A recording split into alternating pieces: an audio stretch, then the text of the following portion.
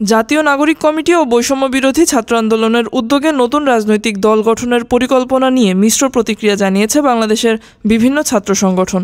সংগঠনগুলোর নেতাদের ভাষ্যমতে নতুন এই দলের সঙ্গে বর্তমান অন্তর্বর্তী সরকারের সংযোগ থাকতে পারে। ছাত্রদলের সাধারণ সম্পাদক নাসির উদ্দিন নাসির এই নতুন দলকে স্বাগত জানালেও মন্তব্য করেন, নাহিদ ইসলামের পদত্যাগের পর নতুন দলের দায়িত্ব নেওয়া প্রমাণ করে তিনি সরকারে থেকেও দল গঠনের প্রক্রিয়ার সঙ্গে যুক্ত ছিলেন।